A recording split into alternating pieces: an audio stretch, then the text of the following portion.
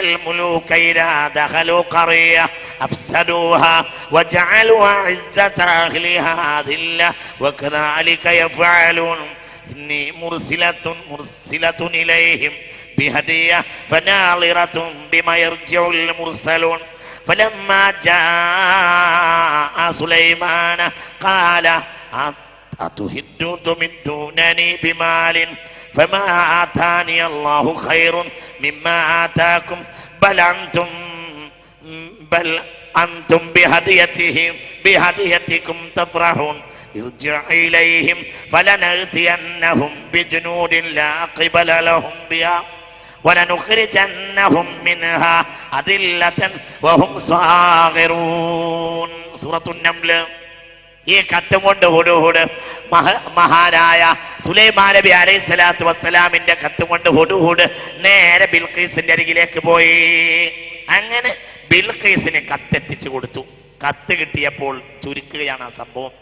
ബിൽഖീസിന് കത്ത് കിട്ടിയപ്പോൾ തന്നെ നടുങ്ങി. ഇത് കാര്യമായ ഒരു കിതാബ, ഒരു മാന്യമായ ഒരു രേഖയാണ്, ഇത് കാര്യമായ ഒരു സംഗതിയാണ്. ഇന്നി ഉൽഖിയ ഇലയ്യ കിതാബുൻ കരീം, ഏറ്റവും മാന്യമായ എഴുത്ത് എന്നാണ്. ഒന്നാം തവണ തന്നെ അതിനെ കൊണ്ട് അതിനെ തൊട്ട് പ്രതികരിച്ചത് ബിൽഖീസ്. വേഗം രാജ്യ ദർബാർ മുസ്തശാരികളെ വിളിച്ചുകൂട്ടി ഇതിന് തീരുമാനമുണ്ടാക്കി തരണം.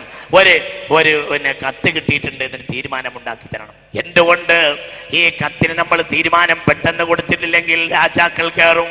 ചില രാജാക്കൾ ഒരു നാട് പിടിച്ചടക്കിയാൽ നാടിനെ അവർ നശിപ്പിക്കുകയും ആ നാട്ടിന്റെ ആളുകളെ അടിമകളാക്കുകയും ചെയ്യും. അതുകൊണ്ട് ഇതിന് പെട്ടെന്ന് തീരുമാനമുണ്ടാക്കണം എന്ന് രാജദർബാർ വിളിച്ചു കൂട്ടിയിട്ട് ആളുകളോട് പറഞ്ഞു ബിൽഖീസ്. അപ്പോൾ അവര് പറഞ്ഞു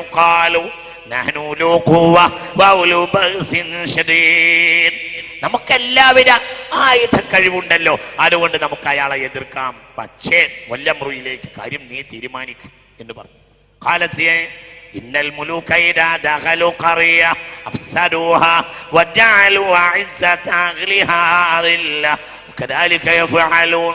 അത് നമ്മള് ഇതിനെതിരിടാൻ നിന്നിട്ട് കാര്യമല്ല. എന്തുകൊണ്ട്? നമ്മളെക്കാൾ വലിയ ശക്തി അവർക്കുണ്ടാവും.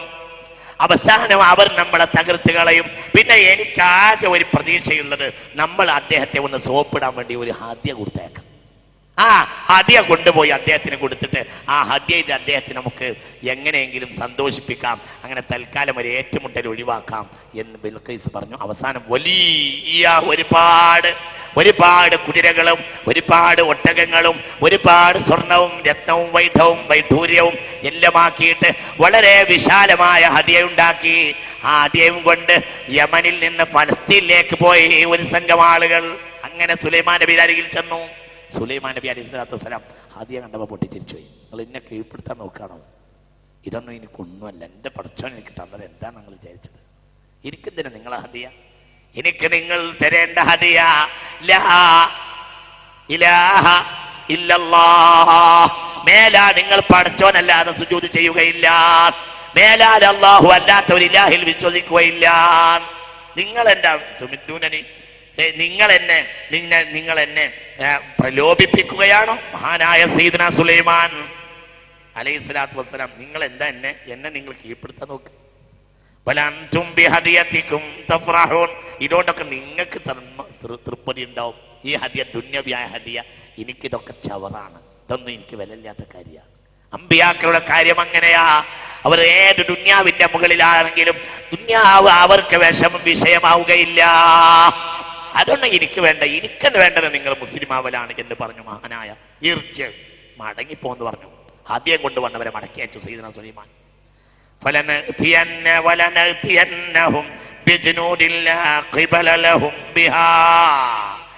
ആർക്കും എതിർക്കാൻ കഴിയാത്തൊരു പട്ടാളവും കൊണ്ട് ഞാൻ അങ്ങോട്ട് വരുന്നുണ്ട്.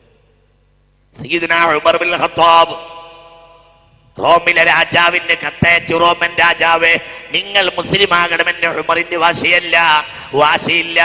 പക്ഷെ അവിടെ ഇസ്ലാം പ്രചരിപ്പിക്കാൻ അനുവാദം തരണം. അതിൽ തന്നിരിക്കണം, അനുവാദം തരണം. അത്രേ ഉള്ളൂ സ്വാതന്ത്ര്യം. മനുഷ്യരെ സ്വാതന്ത്ര്യത്തിന് അനുവാദം തരണം. മുസ്ലിം ആവണമെങ്കിൽ ആവട്ടെ, അവന്റെ വിലാവരുത്. അവരെ സ്വാതന്ത്ര്യത്തിന് ഞങ്ങൾക്കൊരു അനുവാദം തരണം. അഥവാ ജനങ്ങളെ സ്വാതന്ത്ര്യവുമില്ലാതെ ജനങ്ങളെ കെട്ടിപ്പൂട്ടി നിർത്താനാണ്, അവരെ ചിന്താ സ്വാതന്ത്ര്യത്തിന് വിലങ്ങിടാനാണ് നിങ്ങൾ ഉദ്ദേശമെങ്കിൽ ഞാൻ മദീനയിൽ നിന്നൊരു പട്ടാളത്തെ അയക്കും. എൻ്റെ പട്ടാളത്തിന്റെ രീതി എന്താണെന്നറിയുമോ? നിങ്ങൾക്ക് ജീവിക്കാൻ കൊടിയുള്ളതിനേക്കാൾ മരിക്കാൻ കൊടിയുള്ളവരാണവർ എന്ന് പറഞ്ഞു സയ്യിദുനാ ഉമർ. എന്റെ പട്ടാളം അങ്ങനെയാണ്. എന്റെ പട്ടാളം റോമിൽ വന്നാൽ നിങ്ങൾക്ക് സുഖം ഉണ്ടാവില്ല. എന്റെ പട്ടാളത്തിന്റെ രീതി അങ്ങനെയാണ്. എന്റെ പട്ടാളത്തിന് നിങ്ങൾക്ക് ജീവിക്കാൻ കൊടിയുള്ളതിനേക്കാൾ മരിക്കാനാണ് എന്റെ പട്ടാളത്തിന്റെ കൊടി എന്ന് പറഞ്ഞു മഹാനായ സയ്യിദുനാ സുലൈമാൻ, ബഹുമാനപ്പെട്ട മഹാനായ സയ്യിദുനാ ഉമർ ഇബ്നുൽ ഖത്താബ്.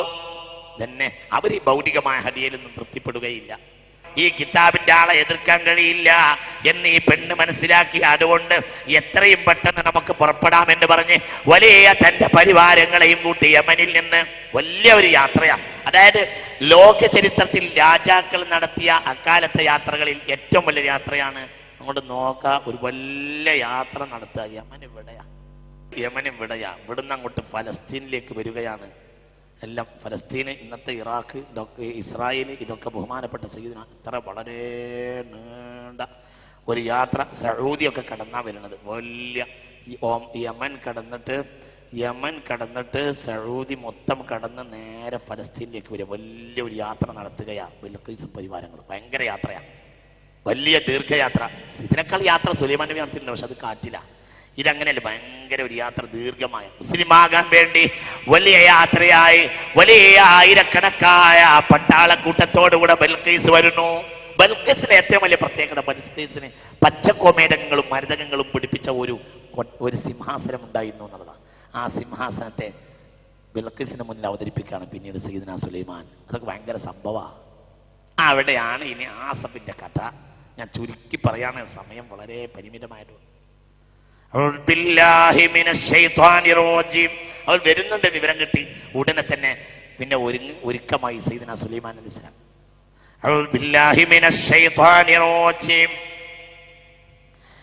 ബിസ്മില്ലാഹിർ റഹ്മാനിർ റഹീം. ഖാല യാ അയ്യുഹൽ മലൗ അയ്യുക്കും യഅതീനി ബിഅർശിഹാ ഖബ്ല അൻ യഅതൂനി മുസ്ലിമീൻ.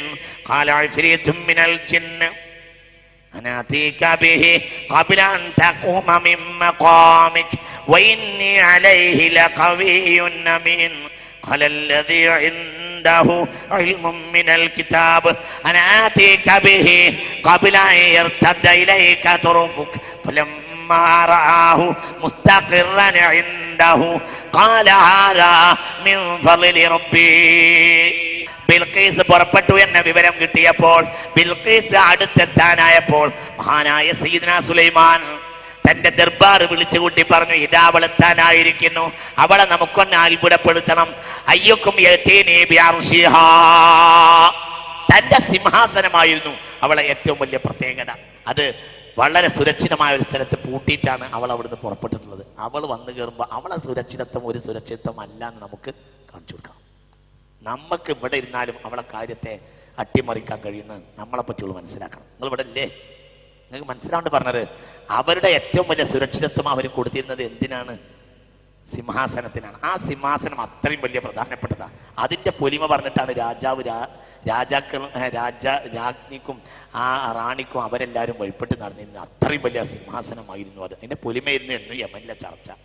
അതിന് വലിയ പട്ടാളത്തെ നിർത്തിയിട്ട് വലിയ സുരക്ഷിതത്വം പൂട്ടൊക്കെ ഇട്ടിട്ടാണ് അവൾ വന്നിട്ടുള്ളത്. അവൾ വരുമ്പോൾ നമ്മളെ കൊട്ടാരത്തിൻ്റെ പടിയിൽ നമ്മളെ കൊട്ടാരത്തിൻ്റെ പടിപ്പുരയിൽ, അങ്ങനെയാണ് കൊട്ടാരത്തിൻ്റെ പടിപ്പുരയെ കൊണ്ടിടണം. എന്ത് മനസ്സിലായി? കൊട്ടാരത്തിൻ്റെ ഉള്ളിലല്ല, എവിടെ?